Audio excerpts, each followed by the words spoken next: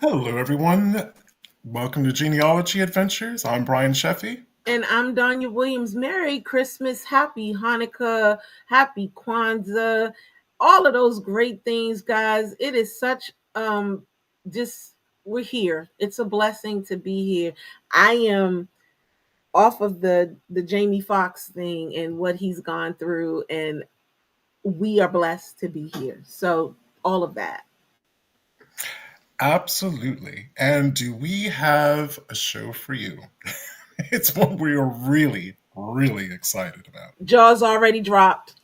Jaws was dropped in our virtual green room. So yeah, that part. Absolutely. But as always, we thank you for spending this next hour with us, no matter how you're tuning in. To those of you who are suffering with the snow, our hearts go with you. Um, yeah, Always, always. always. And if you really like our show, because we have to remind ourselves to say this, please like, subscribe, and share on YouTube and things of that nature. We are also always available on E360 TV. We want you guys to be able to watch us wherever you need to watch us. TV, Facebook, YouTube, LinkedIn. We want to say hi to our new LinkedIn folks, even though they cannot respond back. However, if they want to, they can always join us on YouTube or Facebook as well. So let's just hop right into this because this is a good one. This is one of those shows where y'all might not get a closing. So, with that being said, I want to welcome Clennon L. King onto the show. Clennon L. King is an award winning documentary filmmaker, historian, and cultural project consultant based in his native Albany, Georgia. He hails from a legendary civil rights family that includes a grandfather who paid his way through Tuskegee, serving as a chauffeur from Booker T. Washington, and a father who, as an attorney, represented scores of civil rights demonstrators during the historic Albany movement, including Dr. Martin Luther King. Clennon, he spent the bulk of his career as an on-air TV news reporter at affiliates in Dallas, Atlanta, Boston, Miami, Jacksonville, and Mobile, and was a correspondent for the Boston Globe, among other publications. He has, let me see, I want to say some real good stuff. This past August, the Atlanta Journal Constitution ran an op-ed about the historian, insisting Black folk and not the school system be responsible for educating Black children about our history. And in October, the National Lynching Memorial in Montgomery agreed to remove the name of Dougherty County after King forwarded research proving the claimed lynchings had not taken place there. Now, I said that part because I wanted people to be like, excuse me, what? So, welcome to the show, Clennon. Thank you so much, Donya. Thank you so much, Brian. I appreciate it. Yes, absolutely. Welcome to the show. There's so much to cover. But one thing that I wanted to kind of open up this part of the show with is obviously Donnie and I did a lot of research about you and your work, and through researching you and your work, we discovered parts of your family and parts of your family history, which again you very kindly relayed to us. And to say, and I my overall impression, which I hope I can get you to talk about a little bit, is your family out of Georgia really seemed to have deep knowledge about who they were as a people and who they came from, drawing on the strength of the ancestors to basically fight at every level of the civil rights movement. And as you were growing up, were you hearing these stories? I mean, were you hearing these stories firsthand from the people that actually were doing all of this great work and lived through that? Well, it's funny. I mean, I would sit there and I would see, my father come home, and all of a sudden I would see our family name in the newspaper or in magazines or in Jet. And after a while, you realize that the kids at school, this isn't happening to them. And you realize it's kind of exceptional.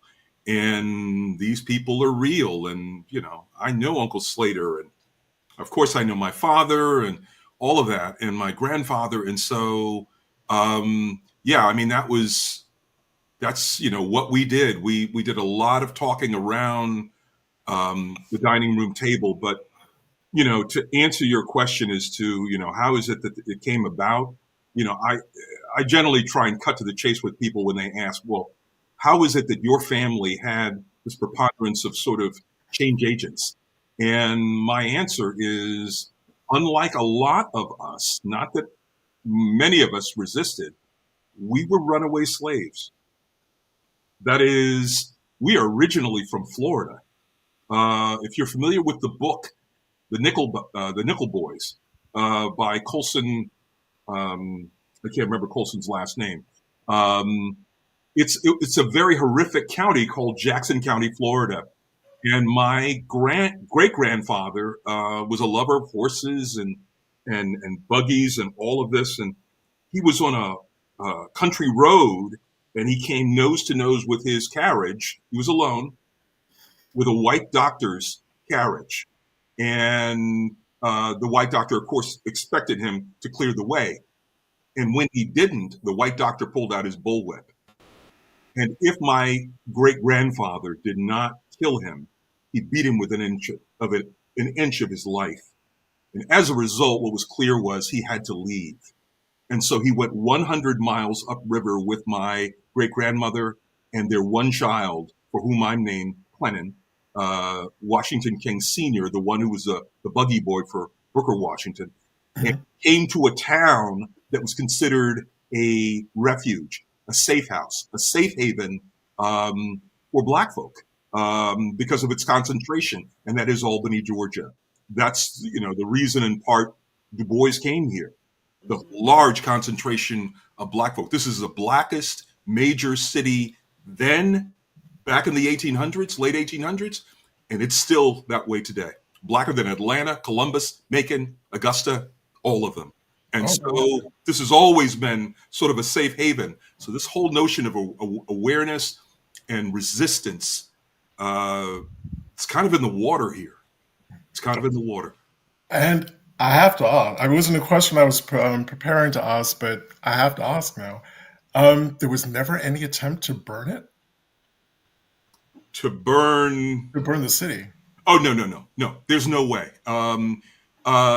The reason, again, is because there are two things. I mean, there are many cities that are, have high numbers of Black folk. What's different about Albany is the level of leadership.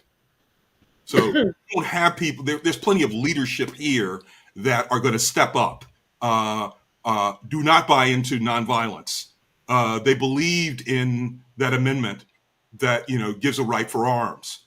They weren't going to put up with that. That's the reason that when you look at the civil rights battlefields, part of the reason that Albany was sort of a flatliner in some respects is because the powers that be had to think twice about going into the Black community, because it was not going to be pretty. In fact, I'm doing a documentary, even as we speak, before I came on this show, right now about Nikki Giovanni's family.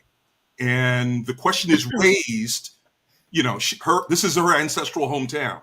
And the question becomes, well, how is it that she wasn't born there? And the reason was because there was a near gun battle by her family with a white family. And they made it very clear that they would go to the mat. And so this is a part of the way these people roll here. This is one of the reasons that King, I'm talking about Dr. Martin Luther King, had a tough time here. It's because we didn't all follow nonviolence as a principle. We understood there was a place for violence in terms of ensuring respect. Who is it? The guy out of Maryland, Frederick Douglass, says it best. Power concedes nothing without a demand. Never has and never will. And if the demand takes the form of your right to bear arms, well, then so be it. But this community, they understood that. Oh, so that was Edgefield. Oh, okay. Oh, Donya, you read my mind. What did you say? You said it sounds like Edgefield, South Carolina. Trust me, you're speaking to two people who we were not that whole area, and that was an area of Black and white people that was just like, you could take these hands. It's whatever. So yeah. They could be as polite as the day is long, but they could switch it up in a heartbeat. Yep. Right. I mean, especially when it came to protecting themselves, their own, and their community. Yep. you said in the introduction, something to the effect about um, my father being, a lawyer for Dr. King. The reality was, for as much as any association with Martin Luther King is made, they generally think of it in nonviolent terms. The reality is, at night, we were guarded by neighbors, Black men, who would stay up all night long, protecting the legal talent that was protecting the movement. And that was my family. Wow. That was my mother, because my father was at court or whatever. Sometimes my mother would sit up. I remember a brother of my uncle actually came to my mother and gave her a gun and said, "Look, it's all fine and well that King is here, but we can't be foolish. And so, this is a right. This is not anything revolutionary. This is a right. And so, do I own a gun? No, I don't own a gun. Did my father own a gun? No, he didn't own a gun. But then he had the luxury of having all of these people around him protecting him. So it's just a part of the culture here. One other thing I gotta say, and this is a personal connection, Brian, to you, which will give you a sense of what the dynamic is here. As I said, I think, there are plenty of communities where there are a lot of Black people, but there was no shortage in, as I said, in leadership. There's no vacuum in leadership here. That's not the case here. They got plenty of folk who will step up politically and everything else.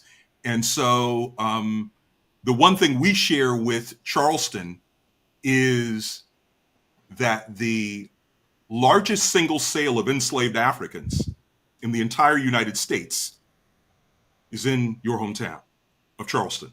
Mm-hmm. Second one is generally reported to be Savannah, but it's in fact here.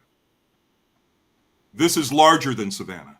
Yes, it is reported to be in Savannah. You're saying that it's in Albany? They call it the weeping time. That's not true. This one here is more than 550, which is way larger, at least 100 larger than what they have at the weeping time. In fact, I think the state of Georgia just funded or created an authority for them to drum up tourism, if you will, in Savannah. But this right now is this is where the largest single sale of enslaved Africans was, here in Albany. That's why Du Bois called it the buckle of the Black Belt, the Egypt of the Confederacy in the souls of Black folk. This is it. And again, it had everything in the world to do with what built this country. And that was, of course, cotton. And this was the heart of the Black Belt. This is where you have definitely piqued Brian, because he did a whole lot of research on the weeping time. So still doing research. Yeah. So you've piqued him. I'm quite sure you guys will probably have an outside discussion later.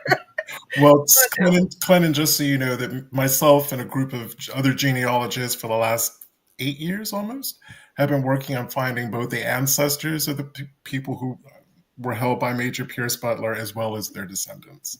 So that's the research that Donya is referencing. Well, the one here is a little bit unusual. I'll explain it real briefly.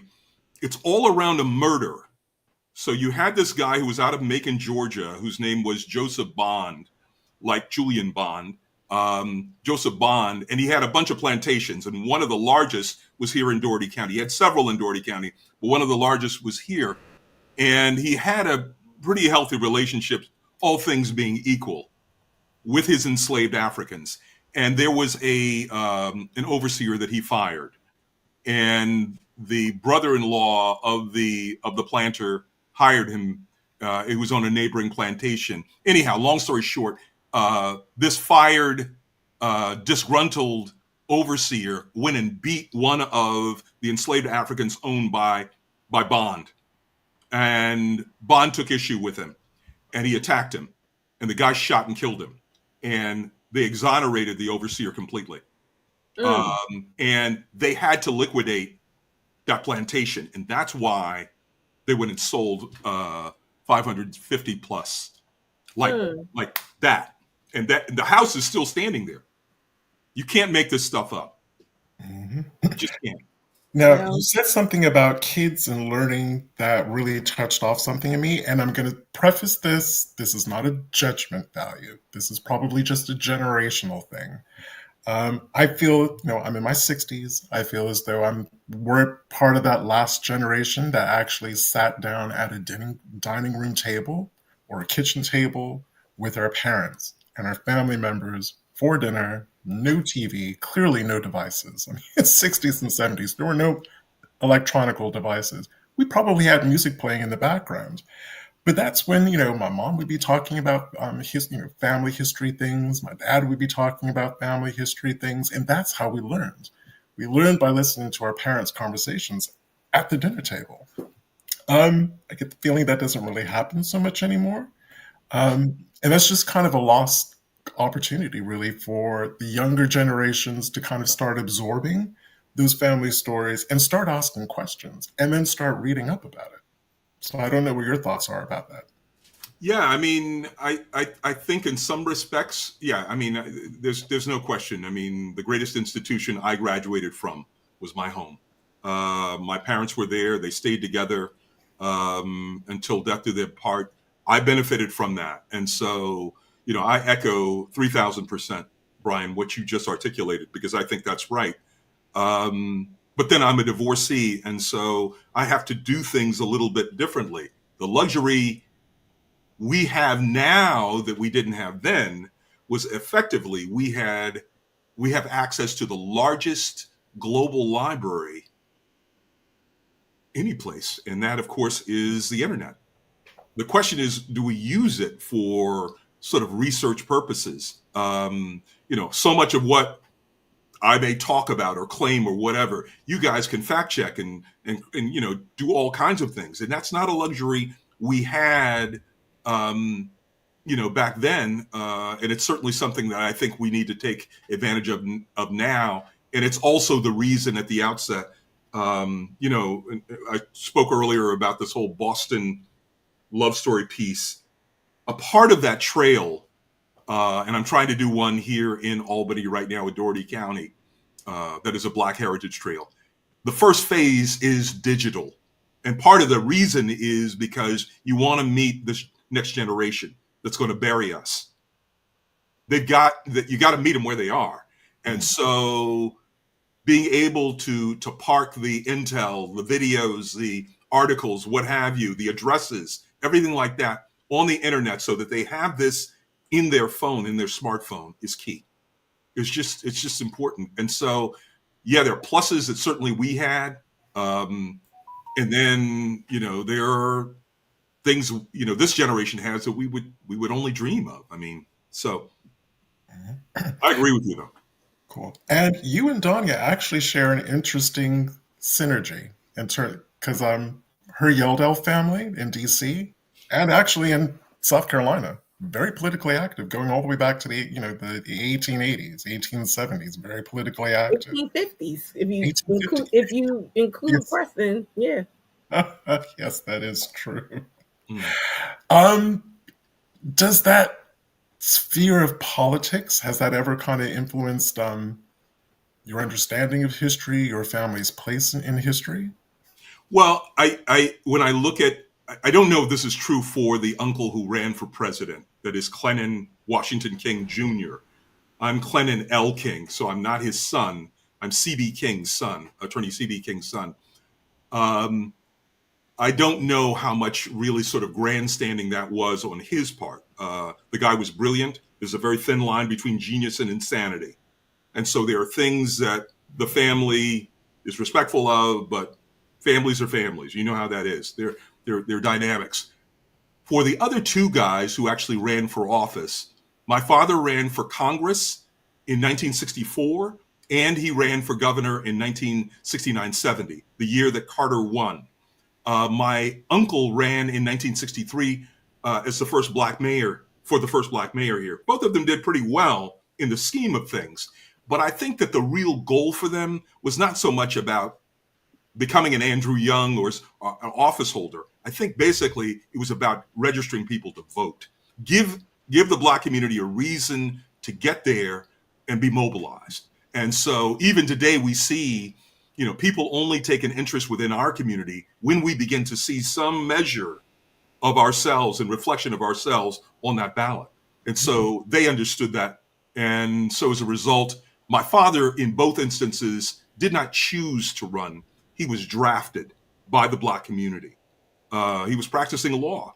And so he's plenty busy. But they needed somebody who could handle the white community, who could speak truth to power and not apologize, and was fearless.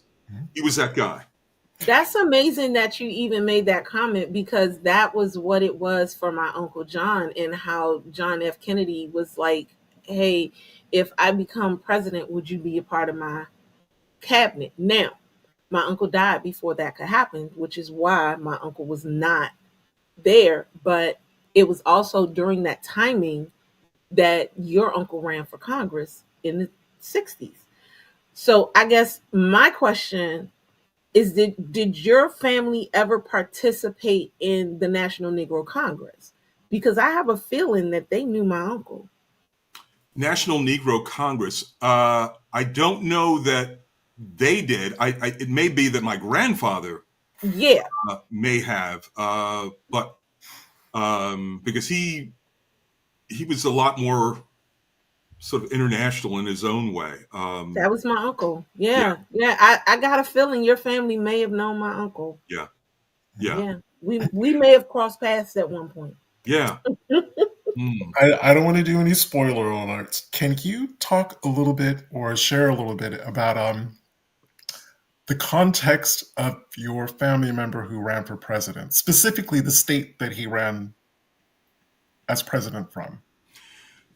This is Clennon Washington King Jr. So this is the son, the eldest son of the buggy boy for Booker T. Washington, my grandfather, for whom I'm named. He was in the state of Mississippi.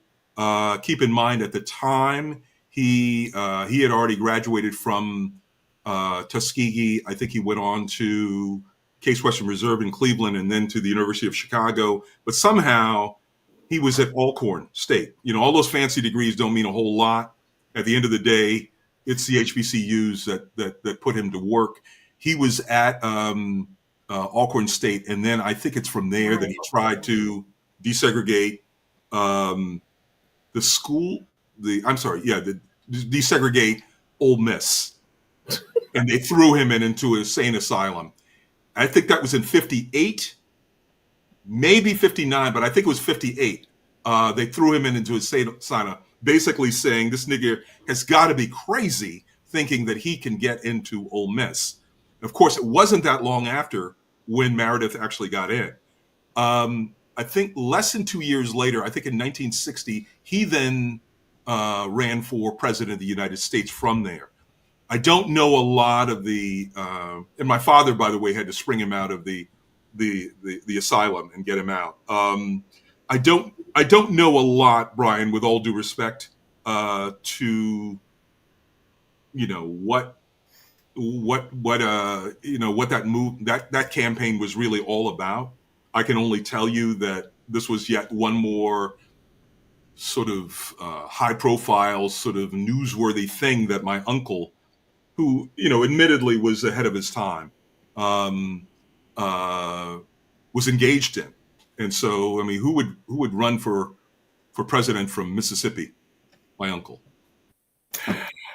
Which leads me to my question. Your family seems to have like a black superpower, because they didn't hold any cut cards and they didn't let anybody stop them from what they wanted to do. And where do you think that came from and continues to come from?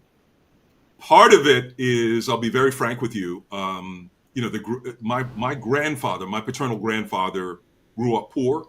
He was the son of a dirt poor farmer out of Florida, as I said, Jackson County, Florida. So he had no money, and he literally walked to, the story goes, he walked to Tuskegee to get an education. But he was very frugal, and if you knew anything about Washington, he was very frugal. And he would always say, my grandfather would always say, everything I am and everything I hope to be, I owe to Pa Booker, referring to Booker Washington. I think he died right before he graduated in 1916, 1915, I think, is when he died, and my grandfather graduated in 1916. Anyhow, he met there a woman who was a daughter of an undertaker in the longtime capital of Georgia, which is Milledgeville. And so she had means, and he had business acumen, and he was frugal. And so they believed in education. They didn't live. They didn't live really above their means. Their kids, all of them, were college educated. All of them were. My grandfather had, yeah, he worked for the federal government as a postman for probably, I don't know, 15, 20 years. But then after that, he had his own economic base, extensive real estate holdings, a women's dress shop, a newspaper, bus line. I mean, he had a lot of stuff going on because he knew that he needed to be insulated so that he could do the work and exercise the freedoms he had. And he was the leading light where it concerned voter registration in Albany. Initially in Albany, right after the end of slavery, going into Reconstruction, there was a huge, we elected a black politician to attend, go to represent us in not in Atlanta at that time. I guess it was Milledgeville. That was the capital of Georgia. And then as Reconstruction, Jim Crow, and all of that, the Klan kicks in, it gets quiet, and we don't become as active. And then it kicks back in the 40s with my grandfather, who comes in, and he heavily pushes in terms of voter registration. And that creates a space for Charles Sherrod, who of course is with SNCC, and he then comes in here because he's given the name of my grandfather. And so he knew there were people who had been sort of laying the groundwork. This is intergenerational. And even before my grandfather, there was Philip Joyner. What people know very little about is the Camilla Massacre, which was huge. But yeah, I mean, that was sort of the push was about voting rights, about making sure that we were registered to vote. And it continues to be something that we kind of push. So the powers that be, and by that I mean this would be non-black people, they didn't try to redistrict or break the city up into different voting. That classic kind of tinkering with the electoral map to be able to break up that black voting block. Which is something they've been. Yes, the answer is yes. Yeah. The answer is yes. And in fact, what happened was there was a black woman who actually went to Howard Law School. And my father, she was a civil rights demonstrator in Fitzgerald, Georgia, which is where, in Fitzgerald, Georgia, is about 60 miles from here. She ultimately, she's represented by my father, goes to law school and comes to work for him and goes off on her own and then sues in terms of the at-large system that basically iced out this majority black community. And so she sued and won. And that opened up the window. And I guess it happened probably, it was late. It was like in the 70s that in terms of city commission, county commission, that kind of thing. Now, in terms of desegregation, we were desegregated actually before Birmingham. And yet after, and this is what the danger is about people saying that Albany was a failure. King's strategy, had bullet holes in it in many respects. But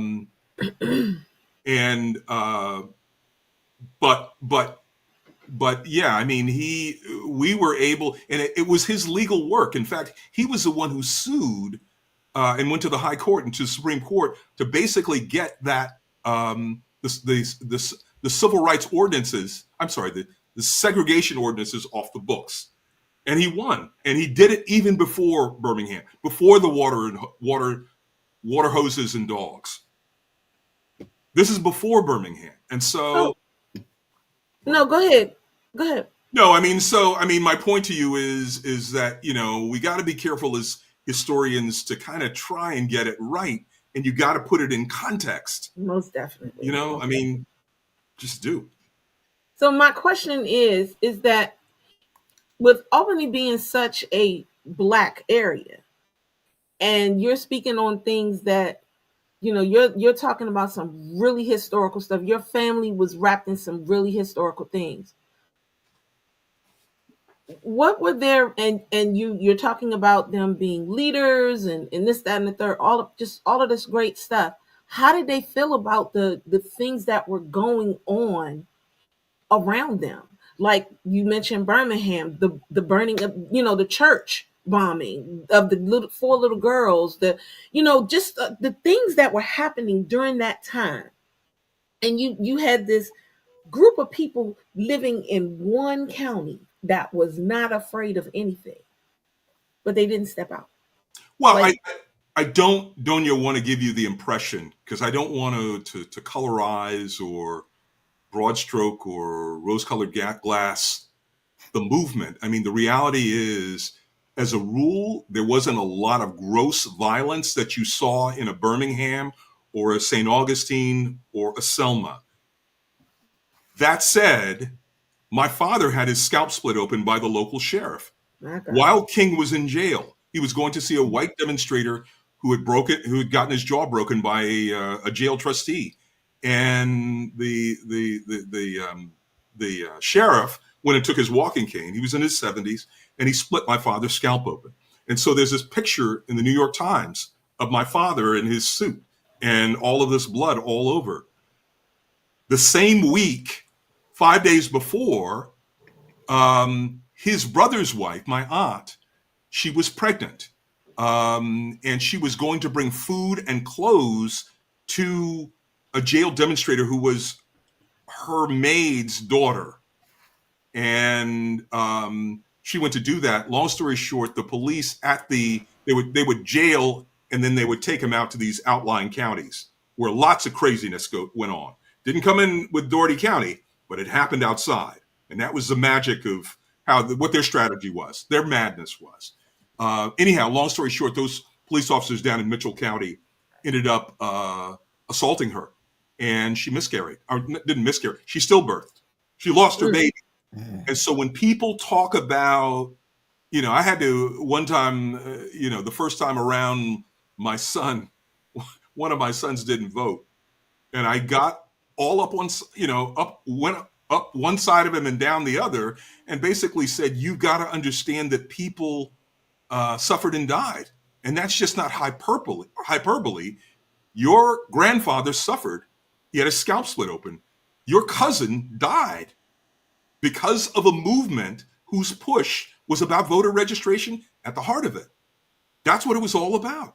Yeah. Necessarily all about, public accommodations. It was about, at its core, about voter registration. So, this is one of the reasons we've got an affirmative responsibility to tell our children that they must know their history. That is a non-negotiable. You just have to. And so that's part of the reason that I am still very attracted to film, because a lot of people don't read. And so that's another way of doing it. Certainly I use social media. I publish a lot on Facebook because it's a useful platform for people to consume intel. And so. And that leads so smoothly, segues so nicely to my next question, because I am really interested in. Please do talk about the films that you've made. What is it about the filmmaking medium that kind of was a natural fit for your storytelling? I couldn't read, Brian. I flunked second grade because I couldn't read, and so that was tough. And, it's probably some sort of dyslexia or whatever it is. I mean, but, I made it through, but certainly it's easier to sort of understand stuff through other mediums sometimes than necessarily written, if I don't have the luxury of time. And so that's a part of it. That was a part of it. And so the other thing is, and this is just a God-given gift, I had I had a great voice. I mean, I have this voice that my mother gave me. Um, and that voice, you know, a lot of organizations wanted to use it, whether that took the form of I got a job as a DJ at the top radio station in New Orleans when I was in college, or I got hired as a waiter or whatever, because I could communicate. I could do that. And so that was the natural segue into doing TV news. And so um, I learned my skills there. But you know, to me, still, what was really defining was learning print. Print was key. It just was. I mean, you should be able to, if I drop dead tonight, I want to make sure that whatever I've written will stand the test of time. And sometimes TV film does, sometimes it doesn't, but print's going to be there. True. Well, I'm going to quickly say in our defense, back in the day, we didn't even have learning styles. Learning styles wasn't even a thing. I didn't even learn about learning styles until I started teaching at university level. Oh, wow. Wow. But it seems as though film is just the perfect medium for you to, like I said, to explore the stories that you want to share. Yeah. And Yeah. if you'd like to share some of those stories with the audience and where they can find them. Okay. Yeah. I mean, most of them are on my, what do you call it? My Vimeo channel, which is Augustine Monica Films. And so the one that really had the biggest impact was a feature-length documentary I did called Passage at St. Augustine, about the bloodiest campaign of the entire civil rights movement, set in a town named for a black preacher who was an African bishop who became a 4th century saint. And of course, you know him as the namesake of the oldest city in the country, which is St. Augustine. His mother, meanwhile, has a city out in California named for her, a suburb of LA, and you know her as Monica, as in Santa Monica. Mm-hmm. And so that story was where, you know, basically there were 2 legislative victories that came out of the civil rights movement: the Voting Rights Act, which is of course associated with Selma, and the Civil Rights Act, which is generally associated with Birmingham. Problem is, Birmingham was dead in the water almost a year before, and they couldn't do anything after those girls were killed. They couldn't use that battlefield anymore. And ultimately, King opted to go to the First Coast, go to St. Augustine. And that's where he leveraged the passage of the landmark Civil Rights Act of '64. That's where you see people pouring acid in the swimming pool. That's where you see beatings at the beaches. That's where you see night marches where major assaults go on. It's the only place where Andrew Young was ever beaten. It's an interesting story, but it's again on that channel. The other one I did was arguably one of the most important cases that my father had about in a nutshell, it's called Fair Game, and the name of the what is it? The tagline essentially is a New Jersey mother. 5 years after Emmett Till, a New Jersey mother moves heaven and earth to rescue her son from a Georgia town notorious for lynching. And that is where Oris is from. His people, ancestral people, are from, which is the same county that Dionne Warwick, Cissy Houston, Whitney Houston, this is their ancestral home. And so basically this New Jersey guy who grew up in the shadow of New York City finds his way down there on a trip with a friend and ends up getting arrested, jailed, tried, convicted, and sentenced to the electric chair in less than 3 days. Mm. My father basically spent 2 years basically saving his life and rescuing him. So that's the other second feature-length film. And then the third one I think worth mentioning is a 92-year-old Boston woman who dated King and studied with Coretta before the two ever met. And it's only 8 minutes long, and it's called The Boston Photograph. And she's still living, and she lives not far from you, Donya. She lives, as I said, out on the Eastern Shore. But it's called The Boston Photograph, and so it's about 8 minutes long. But it got a lot of traction in the film festival circuit. So So if I heard you correctly, then Spanish-speaking people, or at least in Spanish-held America before it became Anglo, it appears Spanish-speaking people didn't have problems naming cities, towns, settlements after non-white people. The British could have certainly taken a leaf out of that book. Indeed, indeed. I will drop the mic at that point. Okay, Brian. All them out. All them out. That's great. No, it's true. I mean, it's true. So, just saying. And not a natural segue, unfortunately, but I did want to get mention of this in the show while we had you. Your interest in both Brian Stevens and the lynching memorial. Yeah, I mean, let me say to you, and Donya, please don't take offense, because I know you guys are pretty dang arrogant up there in DC about your museums. Oh no, don't worry about me. And all of that. You guys are the land of museums. I mean, come on. They think they are, but okay. So you got the right one today. But I'm a huge fan of what Brian Stevenson has done in Montgomery. And if you've never gone there, for those who are listening or whatever, you have got to go. It is worth checking into a hotel and just not only digesting his work, but also sort of understanding the civil rights movement even more in terms of where Rosa Parks lived and where King lived and where Dexter Avenue was and where the organizing really went on. It's totally fascinating. And so I did this about, I visited the lynching memorial about almost 5 years ago. But long story short, the rub is that they have this amazing memorial. And basically by county, it lists the names and dates of lynching victims by county.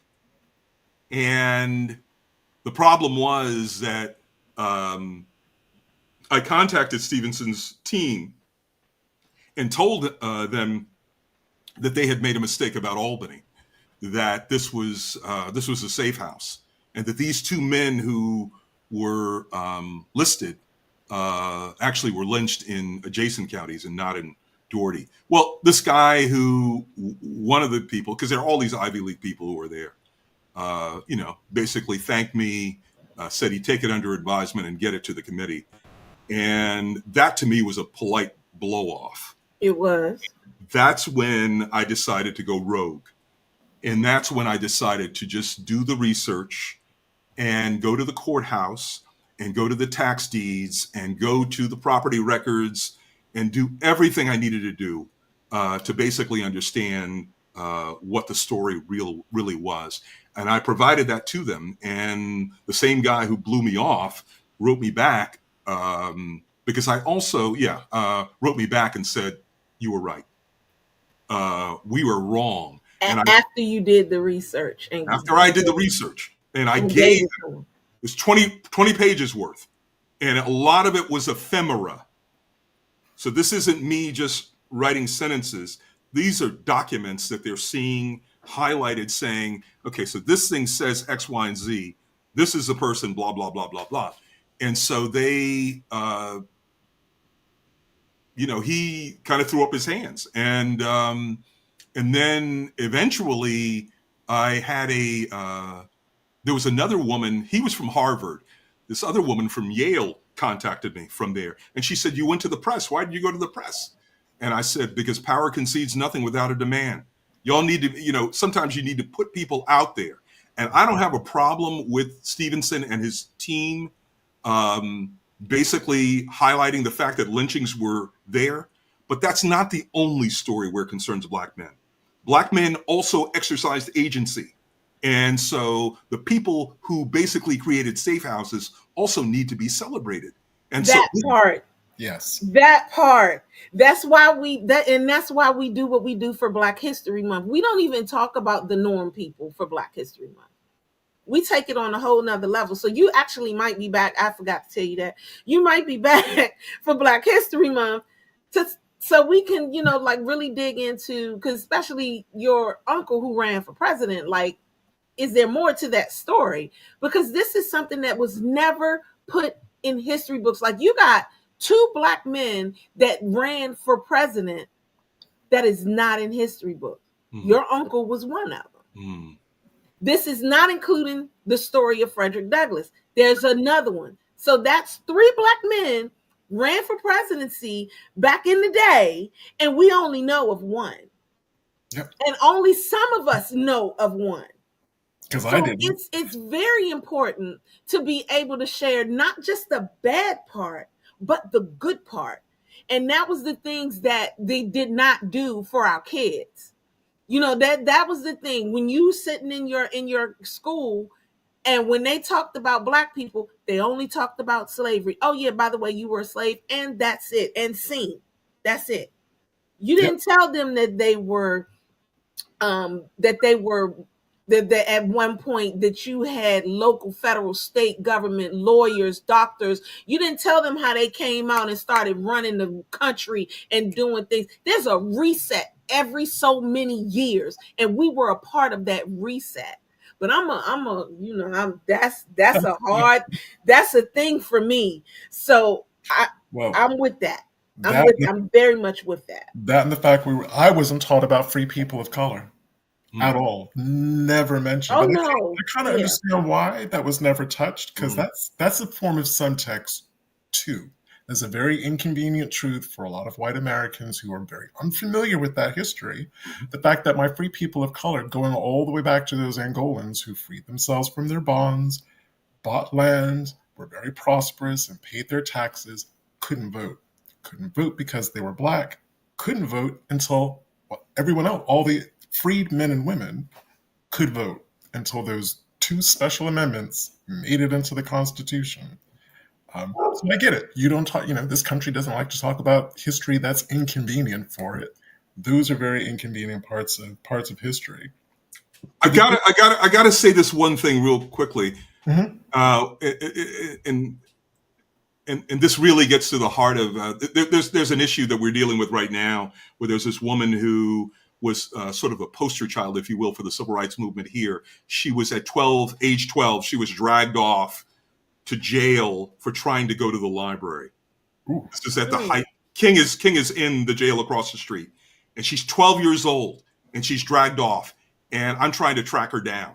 And about 6 weeks ago, I tracked her down finally. I was very happy to see that she was alive. She lives about, I don't know, a mile and a half from here. So long story short, I bring that up.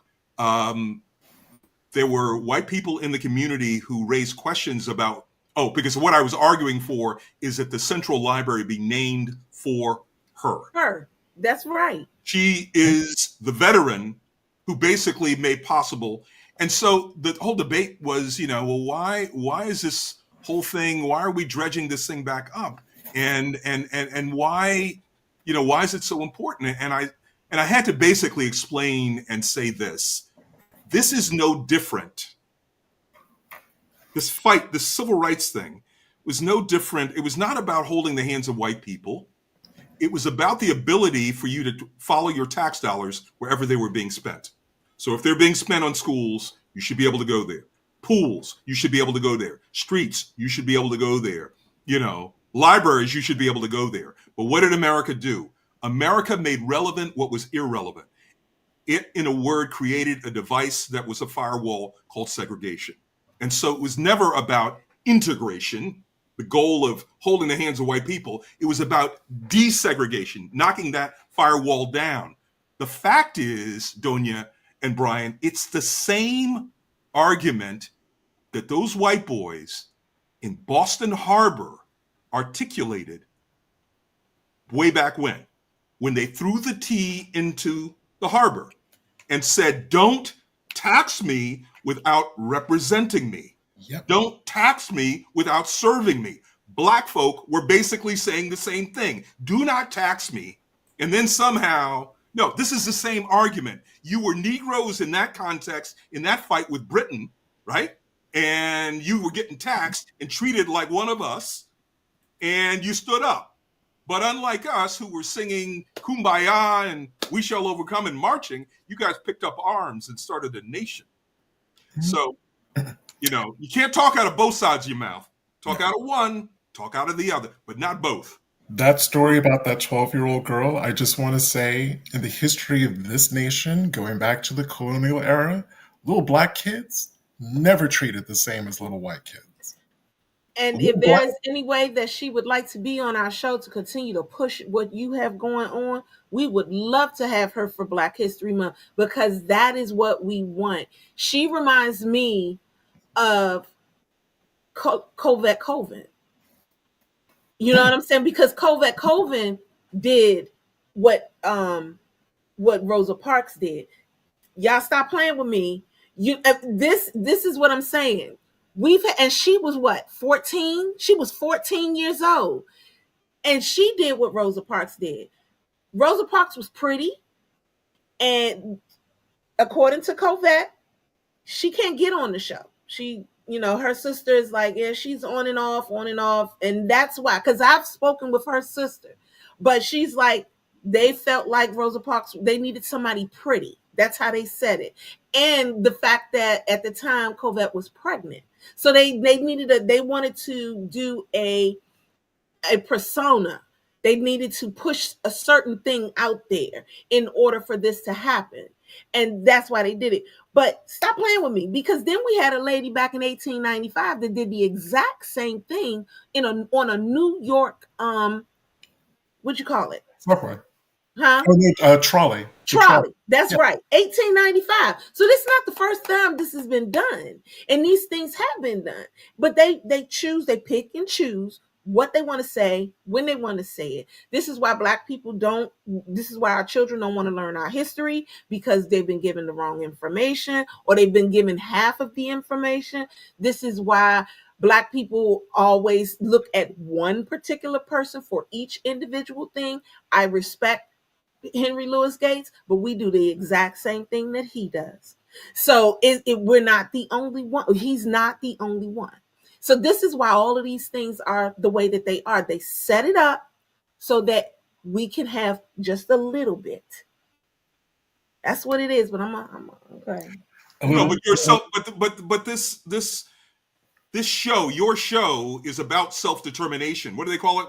Whatever that Kwanzaa word is, Kachaka Zulu, whatever it is. Mm-hmm. The point of the matter is it's about self-determination. That's what you guys are doing. You're personifying that. And that's ultimately what it is. That's why I'm a little bit, even I talk about the fact that my father on his deathbed, and again, he sued to desegregate all of these schools. He had major questions about relying upon schools for that. Ultimately, we've got to rely upon ourselves for that. You guys are exercising self-agency. You aren't waiting for anybody. You aren't waiting for any blessings. You're doing it. And so that's what it takes, I think, ultimately.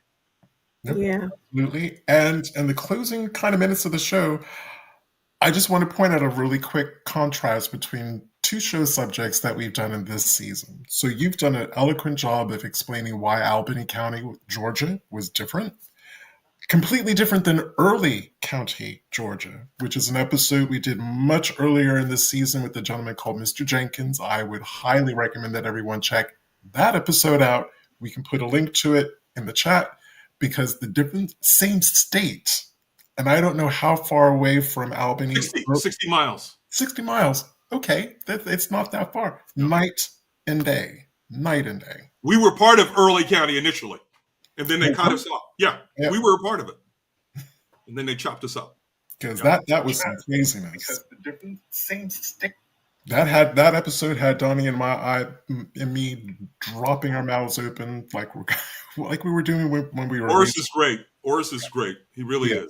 He is, and definitely worth checking out. Well, with that being said, I want to thank you for definitely joining us on the show. And we really want to have you back.